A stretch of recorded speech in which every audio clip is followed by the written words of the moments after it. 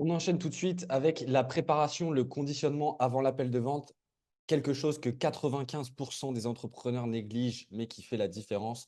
Pour ma part, les meilleures ventes, les plus gros closes que j'ai fait, il n'y en a pas un seul où je ne me suis pas conditionné avant. D'accord? La préparation, le conditionnement, ça commence 15 minutes avant l'appel. Moi, ce que je fais généralement, c'est que je mets de la musique, je fais des affirmations positives, je me mets en mouvement. Donc voilà, je commence à bouger, etc. Vraiment, je me mets dans une énergie.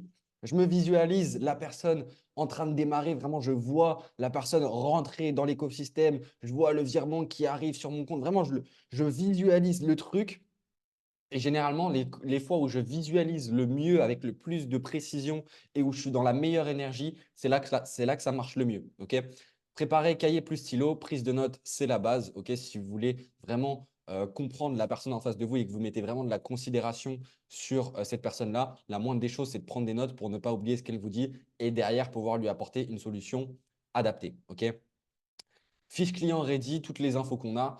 Quand vous préparez l'appel, la logique veut que bah, voilà, vous reprenez les conversations que vous avez déjà eues avec votre prospect, les notes que vous avez déjà préparées éventuellement. Vous reprenez ses réseaux sociaux, voilà, être bien à jour sur qui est cette personne, qu'est-ce qu'elle fait, quels sont ses problèmes et tout pour arriver sur l'appel en étant déjà au courant de ce qui va se passer. D'accord? Si vous débarquez et que vous ne savez même pas ce que vous faites là, c'est moyen pour la première impression.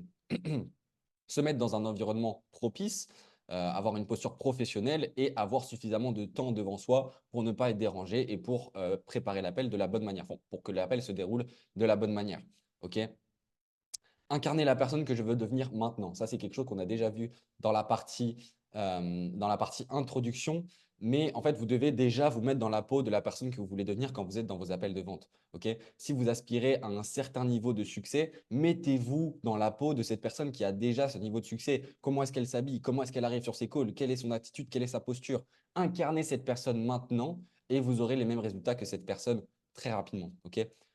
Les détails du vendeur d'excellence, 80% de ton résultat provient de ton comportement hors appel. Ça, c'est quelque chose que j'ai appris à mes débuts quand j'ai commencé dans l'apport d'affaires et dans la vente. C'est qu'en réalité, les meilleurs en vente sont les meilleurs en dehors des appels de vente. C'est des personnes qui ont cette attitude au quotidien, qui ont cet état d'esprit. Ce qu'on a vu plutôt dans la mission du vendeur, c'est des choses qui s'appliquent au quotidien. Ils incarnent la personne qu'ils veulent devenir. Moi, de manière générale, je fais toujours en sorte de prendre mes décisions et d'agir comme la personne que je veux devenir. OK?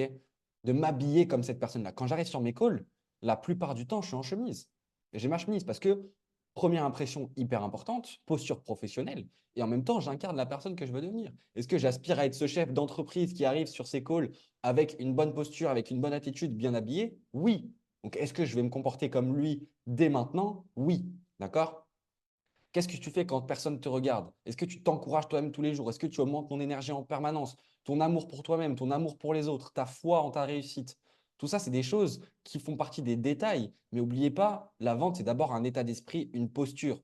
OK? Et tout ça, c'est du travail que vous devez faire sur vous. Et c'est pour ça que selon moi, petite parenthèse, c'est pour ça que selon moi, la vente, c'est absolument la meilleure chose au monde. Parce qu'en plus d'être utile en dehors du business, dans vos relations, etc., c'est une discipline qui vous pousse à devenir une meilleure personne, qui vous pousse à travailler votre état d'esprit, qui vous pousse à travailler votre posture, votre image, des choses qui sont très, très, très importantes. OK?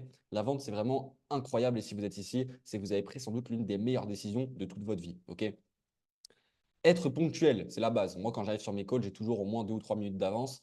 Je me suis conditionné, je suis prêt, je suis ready. OK, pareil, première impression, posture professionnelle, c'est hyper important. Et au-delà de ça, on attire qui on est. OK, si vous voulez avoir des gens qui sont à l'heure, soyez à l'heure. Si vous voulez avoir des gens qui payent en une fois, payez en une fois. OK, vous attirez qui vous êtes. Et ça, je pense que vous en avez déjà eu la preuve un bon nombre de fois dans votre vie.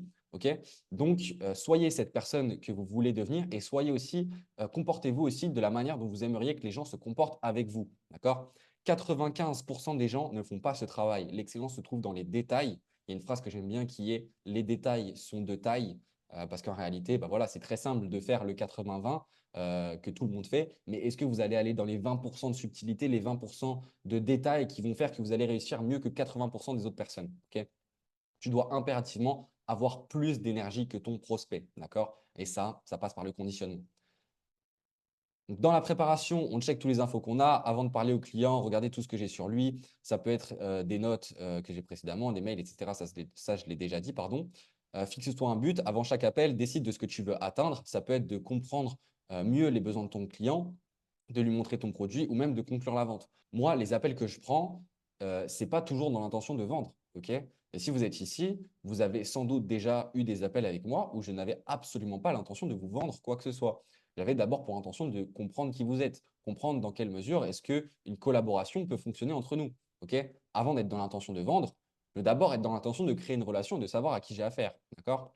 Et d'être sûr que cette personne, je peux réellement l'aider. Encore une fois, le bon vendeur ne vend que si et seulement si sa solution comble 100% des attentes. Mais si vous ne connaissez pas les attentes de la personne, bah, vous ne pourrez pas les combler. Ok. Prépare-toi au contre-argument, pense aux objections que le client pourrait avoir et prépare tes réponses. Comme ça, tu seras moins pris au dépourvu. Ok. Si vous savez que la personne, voilà, vous ne la connaissez pas depuis très longtemps, vous avez eu que un ou deux échanges avec elle et qu'elle ne sait pas du tout, qu'elle n'en sait pas plus sur les clients que vous avez eus et tout, bah, avant l'appel, préparez des témoignages, préparez des études de cas, préparez des trucs que vous pourrez lui montrer pendant l'appel, des choses qui sont accessibles sous la main, que vous pouvez lui montrer rapidement pour qu'au cas où elle vous dise, bah voilà, moi je ne te fais pas confiance pour ci ou ça, ok, pas de souci, j'ai ça, je peux te montrer. Ok. Les gens t'achètent toi. Les gens achètent d'abord et avant tout pour la personne que tu es et ce que tu représentes à leurs yeux. Et les gens n'achètent pas des personnes qui ont moins d'énergie qu'eux. D'accord? Tu dois arriver en appel avec une énergie qui donne envie de travailler avec toi. Ne pas arriver avec l'air de sortir du lit ou avec une tête d'enterrement. D'accord? Tu dois transpirer la joie et l'enthousiasme sans en faire trop, évidemment.